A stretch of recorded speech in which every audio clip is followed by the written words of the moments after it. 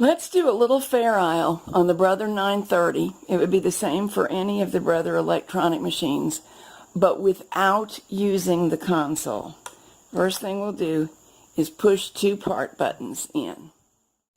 Now we're going to select needles for our pattern. I'm just going to do a simple every other needle design. And here's the surprise. You might guess, it's fairly obvious, that some of the needles will knit, and since we have the part buttons in, some of the needles will slip. But it may not be the needles you expected. Take careful note, the second needle from the left and from the right are forward. I'm going to knit across with the white yarn. And we can easily see what knitted and what slipped.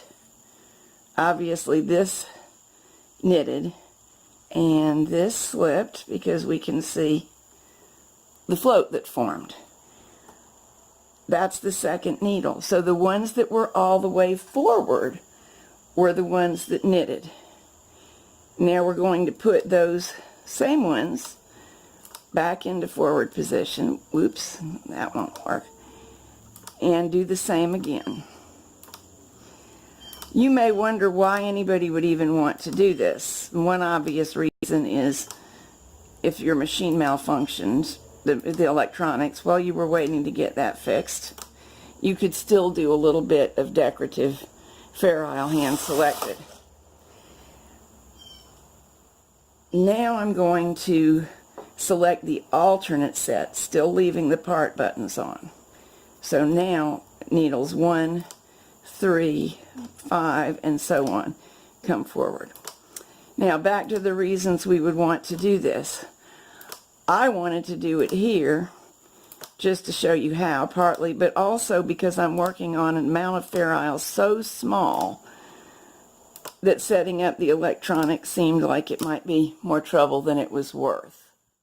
I'm removing the white from the feeder, putting the turquoise into the feeder, and we'll knit across. Now the opposite set should knit. And we can see from the stitches that 1, 3, 5, and so on do in fact have turquoise stitches on them. So selecting the same group again, whoops, will produce a second row of turquoise.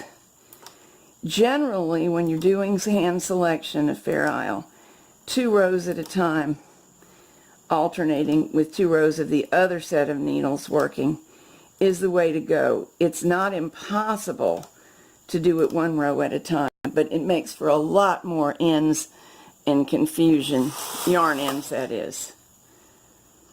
Now I'm going to go ahead and knit a stripe of 2 rows of white, finish out the cuff, and then I'll show it to you. And here we are. This is what we got, a very classic Fairisle design.